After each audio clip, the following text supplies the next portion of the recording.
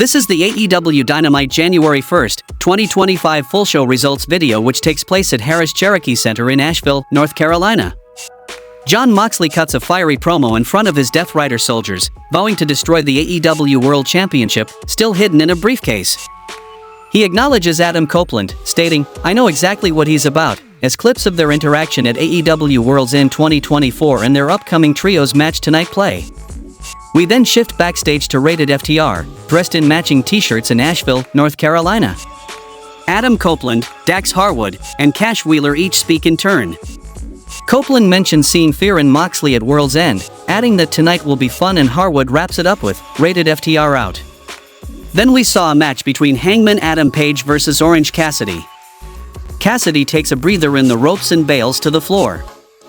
Back in, folding press for two, big elbows, but Page is unbowed. Dive, throwing Cassidy into the barricade, back on the apron, and again Orange rolls away from Buckshot.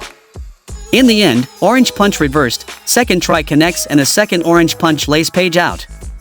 To the apron, a third Orange punch, but he stays on his feet and hits a Buckshot finisher to defeat Orange Cassidy by pinfall. Post-match, Hanger takes Cassidy down for grounded punches and hits Deadeye for good measure. He holds onto the clutch and stands back up to hit Deadeye a second time. Christopher Daniels comes to the ring to lecture Page, but Adam cuts him off and beats him down too. Backstage, Switchblade Jay White cuts a promo about how he had a plan to become AEW World Champion, but Wheeler Yuta played spoiler and cost him the moment, and that makes him feel words won't do it justice, but he'll show Yuta over and over just how he feels, and he still has a path to Moxley through the Casino Gauntlet next week. The Acclaimed get an inside promo where Max Caster talks himself up and Anthony Bowen shuts him up and demands to know if he hit him on purpose to cost him the match against Chris Jericho. Caster says of course he didn't do it on purpose, and he asks Anthony to cut the funny stuff tonight. Then we saw a match between Hart Syndicate, Bobby Lashley and Shelton Benjamin, versus the Acclaimed, Anthony Bowens and Platinum Max Caster. Lashley and Caster to start, Bob just destroying Max out the gates, choking him in the corner, chucking him across the ring with a belly-to-belly suplex to the delight of Shelton Benjamin. Shoulder blocks in the corner, walking Armageddon living up to his name, back elbow from Caster, and Lashley clotheslines him to the floor and tags Benjamin in. Bowens gets the tag as well and holds his own against Shelton, laying kicks in, Caster wants back in and Anthony obliges him, and of course, Benjamin destroys him, rising knee, tag to Lashley, off the ropes with the spear. Big high-angle chokeslam, Bobby posing for the crowd before pulling him up, and then applied Hurt Lock on Max Caster to win the match by submission. Shane Swerve Strickland is interviewed backstage and he says he hears M and he has to apologize for the people who scream his name for getting distracted the last few weeks, but tonight he gets back to what he's best at and shows everyone why 2024 was Swerve's. Prince Nana wishes us all a happy new year. Ah, that's sweet of him. The next match happened between Jamie Hayter versus Julia Hart. Hayter with elbows into the ropes, whip across, charging in, corner lariats, action to the floor, and Hart slams her into the steel steps. Back from the commercial, Hayter with elbows and a kick, grounded punches, hatebreaker, slow to capitalize, but Julia kicks out. Julia with a cover off a trip, Heartless locked in, Jamie kicks her way to momentum to get to her feet, marching her around the ring, but she can't free herself. Hart keeps the hold locked in, Hayter hosses her up into an Ushigoroshi, sliding lariat, back and forth, Hart spits the mist with the referee distracted, and Julia Hart defeated Jamie Hayter by pinfall with the Black Mist. Then we get a recap of Kazuchika Okada winning the Continental Classic and Kenny Omega making his return to present him his title. Okada cuts a promo about being the best tournament wrestler alive and tells Will Ospreay it was a nice try in Kenny Omega that he should stay out of his business, bitch.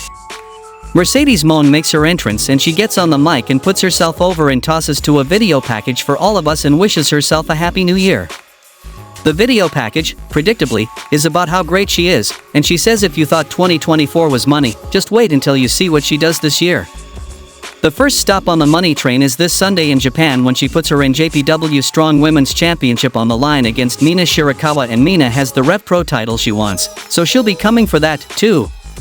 Alex Marvez interviews the Undisputed Kingdom backstage and Adam Cole says this feels damn good and 2025 will be their year. Kyle O'Reilly agrees, saying they have every kind of match covered, and Roderick Strong talks about winning tonight's match and the #1 spot in the Casino Gauntlet match. The next match happened between Switchblade Jay White versus Roderick Strong versus Shane Swerve Strickland, and the winner gets the #1 spot in next week's Casino Gauntlet match. In the end, Swerve hits a penalty kick to Jay White outside the ring and Swerve out on the floor. Ricochet is here and he spikes him in the forehead with golden scissors. Roddy throws White back into the ring, switches just a step faster, and hits a Blade Runner to win the match, and earning the #1 spot in the Casino Gauntlet #1 contenders match next week.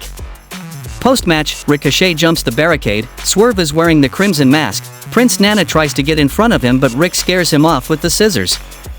Gouging Strickland's forehead with the point of the scissors, punches and headbutts, Nana tries to save his pal but Ricochet throws him into the steps and beats him with a chair.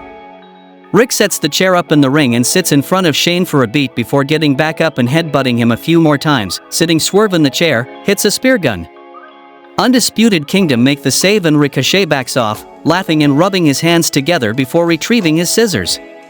He leaves through the crowd as Undisputed check on Swerve and medics arrive. Alex Marvez interviews Jeff Jarrett's friends and they haven't been able to get a hold of him either. Double J rolls up and says it's a big night and he asks if they've seen Karen. They ask if he's sure but whatever he's planning they support him 100%, they just want him to be sure. Before he can answer, Karen rolls up and she says she needed a minute and this business brought them together but it's almost completely broken them sometimes. What he wants, she wants, and they're unbreakable together and she gives him his boots and he walks off. Mariah May cuts a promo backstage and she's done saying bad things about the women's division. It's great and why? Because she had more matches last year than any other woman, and none of the others even cracked the top 10. She's standing on all their necks and if they want even a chance to breathe again, they'll have to work for it. Jeff Jarrett makes his entrance, his guitar waiting for him on a stand in the ring and he gets started by wishing us a slappy new year and he wants to get right down to business. Over the last few days he's been trying to put the words together with emotions washing over him. The first emotion is gratitude, and he's got so much to be thankful for in his career, and it's sad for him to start thinking about things coming to an end, but when he started thinking of an ending, he thought about how it began.